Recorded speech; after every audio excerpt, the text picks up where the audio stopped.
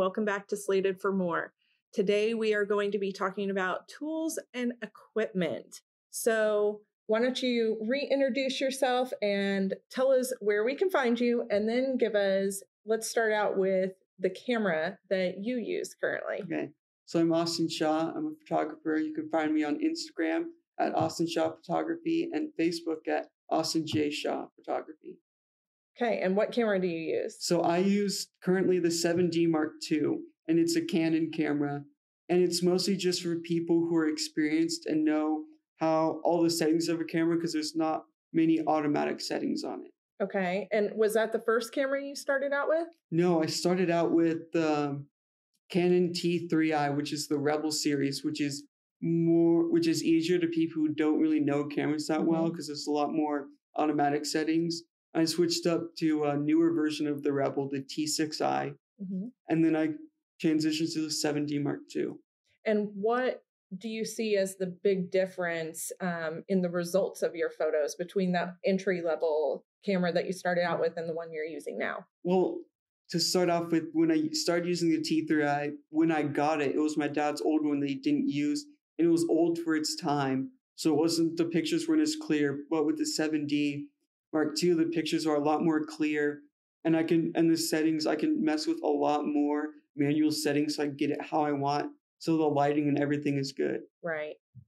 What about lens? Like if somebody was just starting out, like say you were doing it over and you didn't have a hand-me-down camera, what would you recommend as an entry-level camera and lens? So I'd recommend getting the newest of the Rebel series, which right now it's the T7i, but also get the I part, because if it just says T7, they use old camera parts in the new camera. For the T7i, it's all new parts. And then the lens is what I recommend, is what they normally come with, just the 1855. Okay. And then probably in your camera bag, if you were just starting out, a tripod maybe? Yes, a tripod is definitely useful, because like I do a lot of things where I just need stability because I shake a lot, and so it's very helpful for that. I do too. Yeah. And then what else? What would you say is the next piece of equipment you would get after that? So one thing I'd always recommend is a battery grip. And what it is, it's a grip that goes on so you can have better stability, but it also has 2 camera batteries in it, so you get twice as much battery life. Okay. Because I've noticed my camera has run out a couple of times when I really need it. And then what about SD cards? So can you just buy any SD card? Well, for me, I have a 32 gigabyte card because sometimes I take, like I said earlier, like 1,000 pictures, so I need a lot of space. And also I always shoot, the type of pictures I shoot in is RAW file, which means you can edit it a lot easier, and it's just any file, and it takes up a lot more space than an SD card. But if you're not taking as many pictures, because I shoot a lot of like basketball games, so I need to be quick and take a bunch. And so if you're not taking as many, like you can go by with a 16 gigabyte. Okay. And what about editing software? What do you use? So I use Lightroom mostly, and I also use Photoshop, but mostly Lightroom because I don't do a lot of like things with my photos besides editing like the light and the color. Photoshop is more like putting in things, like distorting it a lot more. It's way more confusing. But if you're not really good with those applications, iPhoto is just as great because you can do great editing things just starting out, and it's way easier to use because Lightroom is kind of confusing if you don't know how to use it. Okay. And are there any, like, how did you learn Lightroom? Was it through classes? For me, it was, so in high school, I was in a graphic design class, but I really just kind of did my own thing because I wasn't really a graphic designer. So what I did is they have Photoshop and Lightroom. So what I did is I just used Photoshop and Lightroom a lot, and I taught myself how to use everything and where everything is. Just trial and error. I think that's the easiest way to go. Okay. And then anything else for editing, or just Lightroom and Photoshop? Well, Lightroom and Photoshop, there's a photography package, and it's $10 a month.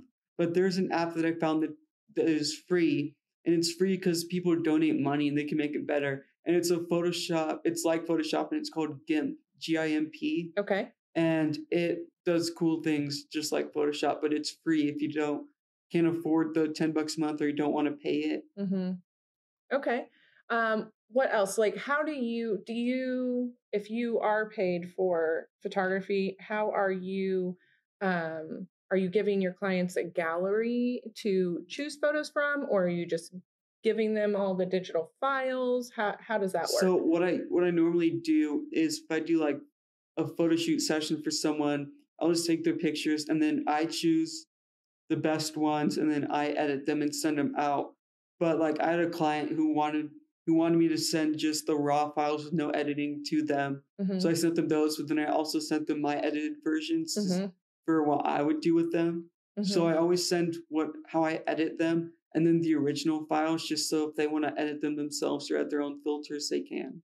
How do you send it to a client? What service do you use? I usually Dropbox is what I usually do. I put it in Dropbox and I just send them, and then you can add a folder in Dropbox. You just send it through email. Okay. I think that's pretty universal. Everyone, I think, knows what Dropbox is. What else are you in need of to run your business? Anything, or is that pretty much the basics? Business cards are always good because people are always asking for business cards. Like, do you have an email? And I tell them like my email and where they can find me, but they don't always remember. So if you give them a business card, then they'll remember. And I used Vistaprint, which I got 100 cards with the promo code on the TV for $8. Wow, that's a good deal. So yeah. All right. So anything else in your camera pack or on your computer? Nothing on my computer, but also one thing I recommend for a camera is a lens hood. And I got mine at a local shop here called Moeller Camera, and it's like a 3-in-1 lens hood, and it goes on the front of the camera, and it keeps unwanted light from getting in the picture because it's like kind of black funnel that protects it from unwanted light.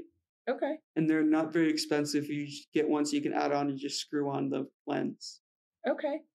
Well, I mean, one thing I have really found in doing these interviews for photographers is the cost to enter into this business really doesn't have to be much. No, it just depends on how good a product you want, because the camera I started out with was really good. But since I knew all the settings on a camera, I wanted to go bigger. So I got a more expensive one. It just depends because some things are expensive and it will get expensive over time as you get more things and add more things to your collection. Right.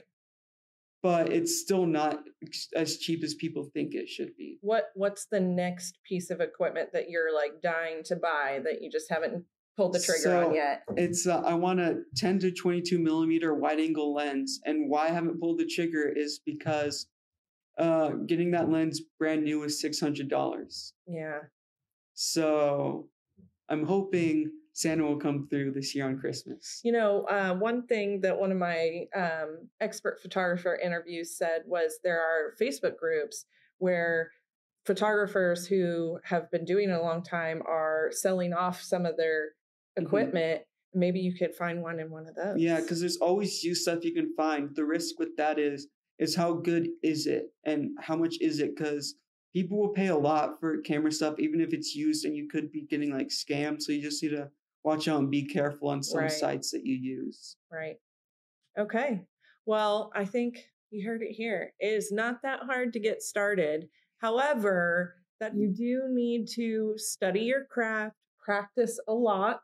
Yes. And don't expect for it to be an overnight business. You need to really give it time and build that network and build experience and let people get to know you and get to know your work. And I think you're doing a great job reaching out and sending out your materials to all kinds of different organizations, trying to get your name out there. I think that's really awesome. So one more time, tell them where they can find you. And so they can find me on Instagram at Austin Shaw Photography and on Facebook at Austin J. Shaw Photography. All right. Links below, links to the blog posts below on all the tools and equipment we recommended. And thank you for watching.